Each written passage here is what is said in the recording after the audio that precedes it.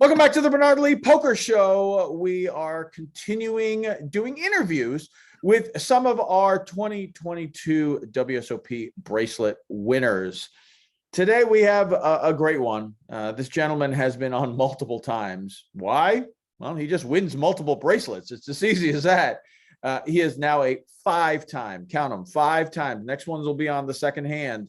And I'm sure it'll happen, but this gentleman right now has 5 bracelets. We had him on relatively recently because we talked about his 4th bracelet, which was winning the $10,000 Dealer's Choice Championship, a very coveted one.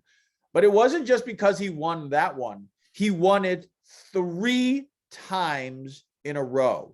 Normally, I would say 3 years, but because of the break of COVID, but 3 times that they got together, he won that coveted and really difficult bracelet to win. This time, he won his 5th bracelet in 7-card stud, the $10,000 championship, and now has won 4 bracelets in 4 consecutive World Series gatherings, for better or worse, which is, again, another unprecedented, long intro, but this gentleman deserves it. Adam Friedman joins us once again. Adam, thanks for joining us here on the Bernard Lee Poker Show, my friend. I'm happy to be back. And we'll keep doing it every year after year. I'm okay with that. Yeah. You know, bracelet do an interview. I'm cool. Right. Never a bad thing. Congratulations, first and foremost. Obviously, going into this, everyone was talking about 3 times Dealer's Choice. Could he even do it a 4th time? But you took down the 7-card stud. Did you feel a little pressure going into this year? Just because, in other years, oh, it's great. He won it. Wow, he won it back to back. But now they made such a big deal about it. Anthony Zeno quoted on my show that this is one of the most incredible accomplishments in poker history. I mean, so many people were talking about it. Do you feel a little pressure going into this year? It was funny. I was thinking about it afterwards for a while, and I was thinking about the pressure between this year compared to last year with the Dealer's Choice. And last year, I put an enormous amount of pressure on myself to become the first person to three-peat any event, and to specifically doing the 10K Dealer's Choice was just pretty amazing, just because of how difficult the event is. It really is the hardest 10K event at the World Series, and basically, around the country or around the world for that matter. It had never been done in the 52, 53 years, and it was very important for myself to accomplish. It was like I said, I had a lot of sleepless nights after I won the tournament. I hadn't been sleeping well. I put so much pressure on myself, and a very unjust amount of pressure on myself. Thinking like, hey, maybe this is if I do this, people will always remember this in poker. Right. Which I thought would be sort of cool. But yeah, I remember the next 3 or 4 nights I didn't sleep well at all. I wasn't feeling well, and going into this year, I didn't have any pressure on myself, and I had this premonition, like for like 2 months leading up to it, I was going to go broke on day one. I don't know why I felt that way. But I put 0 pressure on myself this year. I was just going there to have fun, and whatever happened, happened. And there was maybe about 1 or 2% of me that was genuinely relieved it was over. Right. I knew if I made another deep run, I thought I was going to have to put more pressure on myself. Well, I have to win now. I just have to do it. Right. And I said last, it was really weird because I haven't really told anybody this. I wasn't comfortable with it afterwards. I felt really sick. I wasn't feeling well. And this year, I didn't want this undue pressure on myself. It's not necessary for my mental health, right, to deal with. And I can honestly say I went in, I felt great. It didn't go my way, but there was a lot of relief that, all right, it's over. I don't have to deal with this anymore. Because it's hard not to think about in the 6 months leading up to this year's World Series. I mean, I probably thought about it, once or twice a week on average. I think, oh man, would it be cool? But it was like, just whatever happens. No pressure. I did what has never been done. Maybe Jungle will tie that next year in the 50K PPC. We'll wait to see how that happens. But yeah, I actually wanted to have a really good World Series. I've been very motivated for this year's World Series, much more so than other series for a multitude of reasons. Some of that are very personal to myself. But I mean, I was really happy to win the 10K Stud High World Championship, which means a lot to me personally. It's a game that I have grinded on forever out in Los Angeles when the game was still going, which unfortunately the game is RIP. It's been dead now for about 3 or 4 years now in Los Angeles after going for just decades out in LA. Right. But it's a game that I put in a lot of my poker years into grinding, into working. And it's a tournament I've never had really much success at. I think I had a 10th or 12th place finish in it once, maybe 6-7 years ago. But it's just a tournament I've never really had much of a chance in. And this is the first year where I had a shot. I mean, I didn't really have any chips until like halfway through day 2. I was easily in the bottom 10, 20%. And then I went on a rush of cards for 3.5 levels that I have never seen before playing Stud High. I mean, every hand I held, every draw got there. It was just a few bluffs I made got there. The couple call downs I made with like a pair of 5s or a pair of 7s on the end, stuff like that. Yeah. Everything was correct. I had nearly half the chips in play going to the final table. I mean, I ran so bad in the first level on day 1. I lost 30 bets. You lose 30 bets, you're out of the tournament like every time. But you lose 15 bets, you're out. That's how many chips I had. I lost 30 bets. I lost a third of my stack, and I was still the chip leader at the end of going into the second, going in after the first break. So things went about as poorly as possible, and yet I was still able to just maintain just because I had so many chips. But I mean, again, things went my way, and somehow I've been able to win a championship event for the 4th year in a row. And I've already told a few people, I mean, I wasn't certain if I was going to come out for next year's full World Series for the first time ever, but now I feel like I have to, because now I want to do something else that's never been done. Now I want to win a bracelet for the 5th year in a row, which nobody's ever done. So I really want to do that. So I figured, all right, I'll be the first to do 2 things. That'd be cool. There you go. Talk about a little 7-card stud, that history of it. It was one of the first games that you kind of delved into with regards to mixed games, right? Yeah. So when playing live, I played a little bit in Southern Indiana when I was 22, 23, along with Limit Hold'em, no Limit Hold'em, but I didn't take it all that seriously. The first several years I played Limit Hold'em, and then gradually started playing more no Limit Hold'em, and then it was back and forth between no Limit Hold'em and Limit Hold'em cash games. And around 2010, 11, 12 in that range, I started getting bored with 2-card poker, and it so happened 7-card stud was the game that was going pretty frequent. There's always a couple tables going every single day, a 1-200 stud game over Commerce. And so I just naturally started playing a little bit more, played Hold'em less and less. And it was fun. I was making less money, but I was so much happier. I thought I was learning all these concepts and neat things that you just don't see in Hold'em or a lot of other mixed games for that matter, which, as I learned later on down the line, I found stud very fascinating. You could do some really cool things in the game. I just thought the intricacies of that game is more complicated than any other limit game as far as I've discovered. And I've played now probably 25, 30 different limit games over the last several years, but I still find stud to be the most complicated game there is. And it's a beautiful game to figure out. It's a very tough game. It's a frustrating game. But there are some neat things about the game that you just don't see in other games. Talk a little bit about that, because on the surface, 7-card stud high is pretty straightforward. High hand wins, right? I mean, high low, obviously there's that combination of which one you go for. You want to go for the scoop, etc. But on the surface, 7-card stud, it's high. What's so hard about it? But there are so many people who say they have a lot of trouble with it. Talk a little bit about some of those nuances or complex things about 7-card stud. Players that don't maybe have a lot of success in the game, they think of it as a race to 2 pair, which is anything but. To me, it's a game that's about representation by misrepresentation. Sometimes you're repping one hand, but in reality you're repping something else.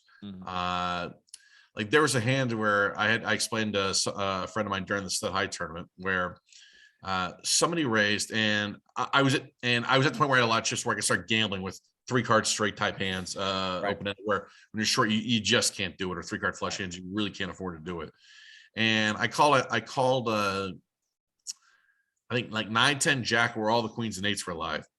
And I think I had 2 diamonds or something to go with that. And so the high card raised, I didn't think he had it. I could, most people like to re-raise. I don't like doing that. It's not my style. I like to just wait things out later on the streets. And and then there was a third caller in the hand. And I caught, for instance, like I remember I caught a second diamond showing. So I think my board was like the 10 3 of diamonds or 10 deuce of diamonds, something like that, whatever it was, so something to that effect. And they both checked to me. I bet representing a 3 flush, when in reality all I have is a 3 straight. So in reality, all I have is a 3 card straight, 3 card flush hand. They both called, and I catch the 7 or queen. I forget which it was. I remember all I did was like I caught open ended or an 8, whatever it was. I'm sorry. Mm-hmm. And they both checked to me. I checked, trying to represent the flush draw as opposed to the straight draw. And I catch my hidden straight on 6th Street, and then the guy bets, I raise, other person folds, and they check call the end, turn my hand over. So you end up getting calls when it looks like you're repping one hand, but in reality you have something else. So stuff like that, sort of. Sometimes you're playing more straightforward. Sometimes you're fast playing, like some person raises a jack up, and you got a 4 in the whole, and you got a 4 up with maybe 2 kings. So sometimes you're fast playing to get that hand heads up, because one pair, it's hard to get one pair to hold up. So sometimes, you want to get your hand heads up as quickly as possible, and just hope you hold in those spots. Other times, you want to keep multiple people in. Sometimes, like I said, you represent maybe a flush draw, but maybe you're rolled up, or maybe you made a 3 of a kind on 4th, a hidden 3 of a kind on 4th Street. So it looks like you're representing a flush draw or a straight draw on certain things in multi-way pots if you're the one doing the betting. You're fast playing hands, you're maybe trying to make things look like big pairs, but in reality, maybe it's a really premium draw. Let's say maybe it's like the 7-6-5 of spades, when maybe there's not a single 8-4, as well as maybe not a 3 or 9, and not a single spade up. So sometimes it's good to fast play a hand like that occasionally. And it's like, wow, he must have 2 aces or 2 kings in the hole or something, or maybe even rolled up. So now you're representing that something that's completely different altogether. And occasionally you can maybe just bluff the whole hand through, because it looks like you're representing something different, when in reality you have maybe a draw that's a potential draw that's supremely live. Mm-hmm. And so there's some cool things you can do along those lines. It's no different than where if you re-raise a high card up, like say 8 raises and you re-raise a queen up, you don't necessarily have to have split king or split queens. Maybe you have 3 up Broadway, a fairly live 3 flush. And sometimes you can just push it through. Sometimes you got to be very dependent who you're playing with, because some people are very sticky in the game. Some people, they'll just call on those pair of 8s, and you have to know who those players are, and you have to know where you have to give up on 4th to 5th Street sometimes, because they're not folding, and you need to know who those players are and be very well aware of that. Right. So different. Right. It's no different than who to bluff and know them a hole. But you have to know when to get out of your bluff. That's simple sometimes. Right. And like you said, it's a game of knowing your opponents, which is really a lot of poker. But not only that, but seeing what live cards. You've talked about that a lot over the last few minutes, but live cards, because in Hold'em you don't see live cards, right? You basically everything's down, and there's the community cards and the flop and the turn the river. But when you're playing 7-card stud, and like you said, you have 9, 10 jack, no 8s or queens showing, and you've got 2 diamonds and no diamonds showing. Now all of your cards are live of what you can see. Of course, there could be underneath and all that. People talk about that all the time. Yeah, I get that. But based off of what you see, it's really, really important with regards to that. Because if you had 9, 10 jack, 2 8s out, and 2 diamonds, and you have those 2 diamonds, now your hand is really shrunken because of less opportunities for you to get that draw. And I think that that's one thing that people who play Hold'em, they're just not used to looking around. When I play in my home game and play stud, a lot of times when it's my action first, people are like, hey, it's on you. I go, I know, a second. I'm just looking around the table to see what the cards are, because that's going to determine whether I'm going or not. If it's high-low, if my low cards are out, or et cetera, et cetera. And it's amazing to me that people are still they just bet right out without even, hey, take a look first. At the very least, even if you don't know what you're trying to calculate, just take a look on what else is out there, because it's so critical. Would you agree with that? It's extremely important. It's no different when, let's say an early position, let's say a 9 raises, and then let's say a 9 completes, and let's say someone with a queen behind a re-raise, and you're sitting with an 8, let's say the ace of spades, and you have 2 spades in the hole, which a lot of people, the ace will re-raise, and the 8's going to fold, and you're going to be heads up with the queen. And the queen's going to call down a lot. But say you have the ace, let's say you had like the ace ace jack 4 spades. Maybe you got 2 to Broadway, 2 to a wheel. But now you see 5, like maybe 3 or 4 of the spades out. The hand's not appealing at all. Right. I mean, now you say 4 spades are out. Well, that means you only have 6 cards left. I mean, you have to catch 2 more spades out of 6. That's a hard proposition. I mean, you can do it, but it's a hard proposition to do. And most people, again, a lot of people they're just going to call down 2 queens. They're like, show me. Right. So a hand like that, when it goes, you're just better off folding the hand and just waiting for better spots to come up. And the other thing with regards to stud and all mixed games, I mean, obviously PLO and all that different, but like all the mixed games, they're limit, folks. You know, this isn't no limit where on the river, you can literally just barrel triple, quadruple pot size and say, go ahead. You know, do you really think your queens are good here? Whereas in stud, it's a bet. And sometimes you're getting 10 to 1 to make this call. And more often than not, like you said, they're like, show it to me. Show it to me. I've got queens. You know, they don't even have queens up. They go, I got queens. I really want to see it. I don't think you had your aces. You know, you've been quote unquote bluffing the entire time. So I don't believe you. So it makes it very tough. And like you said, that's where the reading of the opponents are. Is somebody really that sticky that they're going to make that call with the queens there? You know, I've seen it so much so that the person who had the queen up didn't even have queens. They were on a draw themselves and they catch, you know, a pair of 8s on the river and they go, okay, well, I got a pair, I'll call you. And you're just sitting there going, honestly, that's what you're going to call with, but that's what you got to know your opponent, right? It's like I said, it can be a very frustrating game where people call out. I mean, I can honestly say, if I remember correctly, I think there was only one time when a fairly loose player raised, Ivory raised. I remember like Queen Jack 10 or something like that. It was a high card on board. And I barreled the whole way through. And I thought, wow, as I'm doing, I'm like, this is so suicidal. Fortunately, I caught running deuces, I think, on 6th Street or 5th and 6th Street. And then I had to barrel one time too because I didn't make a random 2 pair or anything. And he just frustratingly folded. Like, thank God. Like, that was so stupid. Thank God I got running deuces. To where at least I could credibly rep queens up now. Or some sort of 2 pair hand. Yeah. But I mean, just betting a bet the whole way through. It's not ideal. You know, people are just really sticky, especially because a lot of people, even though it's 10K stud, a lot of people that are playing the event, they don't play much stud high. So to them, like pair, 2 pair, call. Right. And so it's not just people who are just really stud specialists, which, you know, you can do stuff against them much easier with. And again, as the years go on, there's less and less of us playing the game, and it sucks that it's a dying game. It's really a beautiful game that I really think if people really gave it some time, I think they would really enjoy playing. Yeah, as I mentioned previously when we were doing our last interview, that's the game, especially East Coast.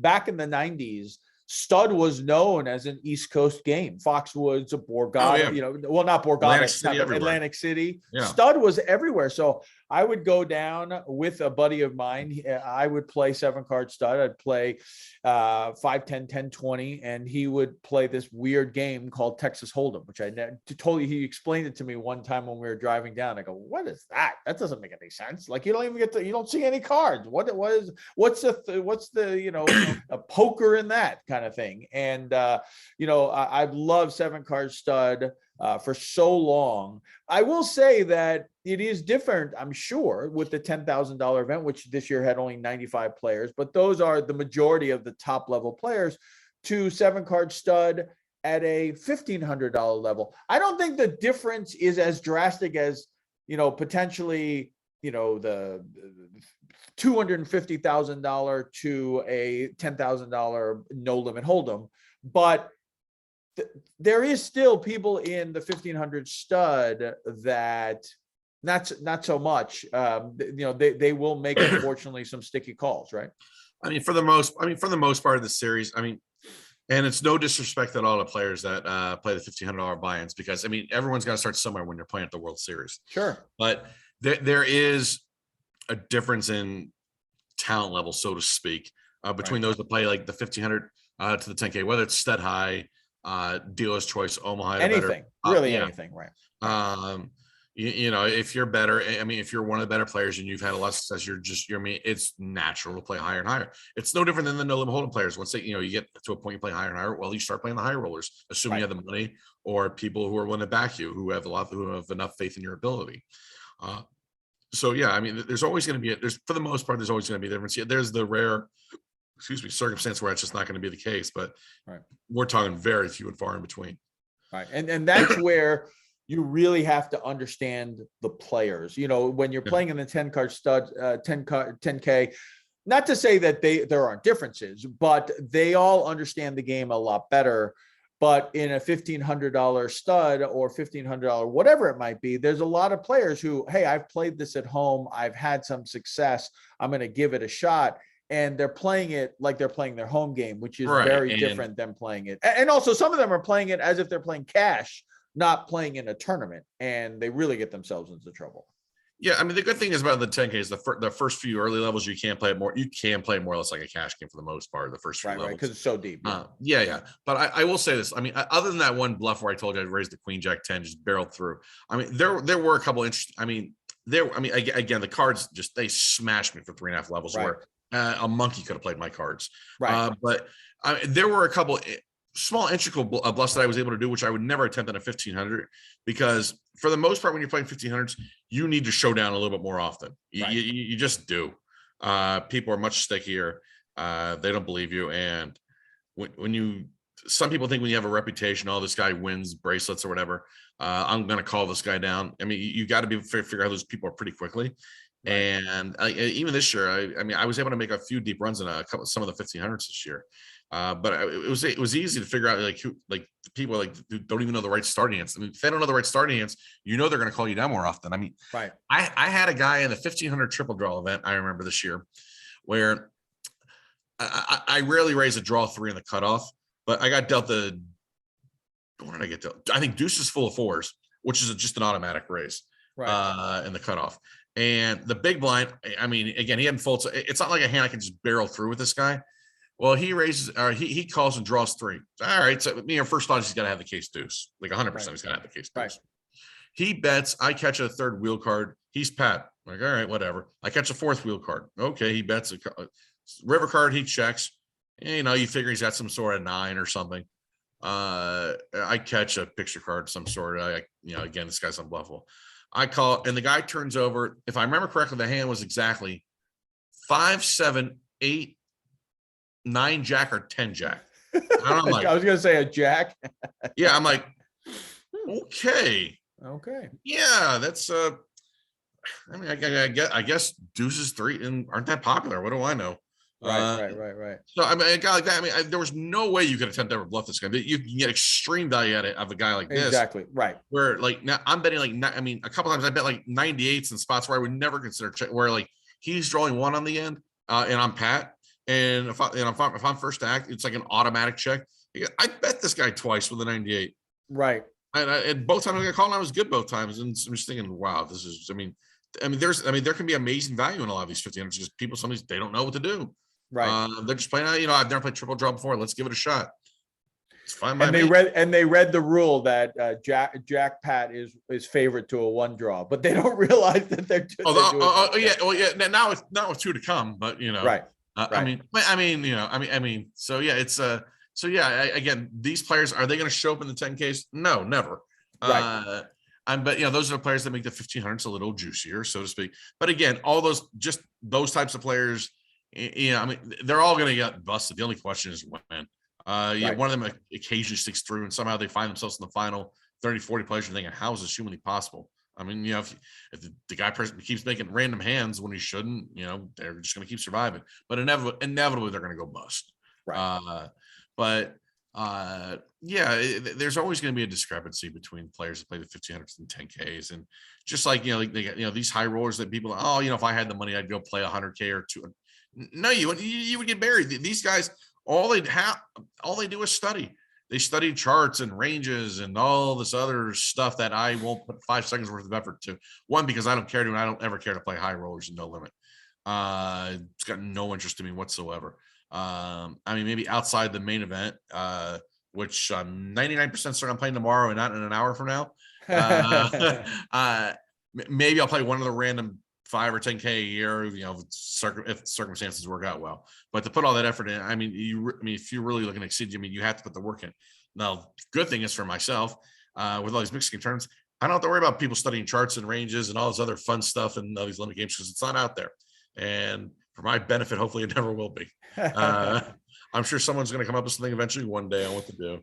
They'll come up with some sort of computer program because that's just inevitable. That's just how it works. But until that time comes, people, you can only get in there and battle just by experimenting and trying. You can only get better by putting in the hours, and that to me, that's how poker always should have been. It shouldn't have been by studying charts and all this stuff. I like the idea that the only way to get better is put the hours in. Show up at the casino, play cash for 8, 10, 12 hours. Go play, play some of this. And again, not even at the World Series. If you're looking to play mixing tournaments and get your feet wet, go play a $300 horse tournament over at any of the other casinos next to them, at the Orleans or MGM or the Wynn or Venetian. They've got smaller buy-ins where you can learn these games at a much smaller price. And just get hours in, get your feet wet. Just be able to say, all right, okay, so you can start learning, and you're learning at a very, very cheap price, in my opinion. Right. Yeah, I've played in the 7-card stud. I've obviously played a lot of the deuce to 7 games, etc. I played the 7-card stud high low, but I will say that I never played in the horse because I always had a lot of respect for players like yourself and saying like, you know what, I'm good, but I'm not really sure how good I am at all the games. But somebody really encouraged me to play. We played a lot of mixed during COVID, and someone really encouraged me. I've been playing mixed my entire life, and decided to play the horse 1500. And I will tell you, I'm never going to miss that event again. It's the super soft tournament. It was like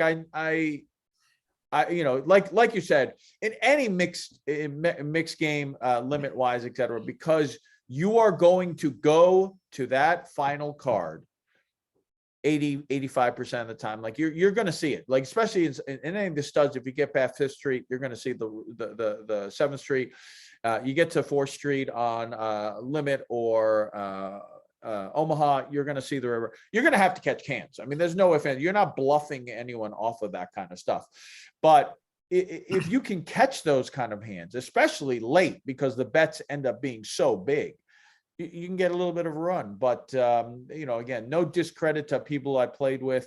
I definitely feel like I understand the games well enough and enjoyed it. I actually really enjoyed it. I enjoyed it. It was a lot of fun. And so we'll definitely do that.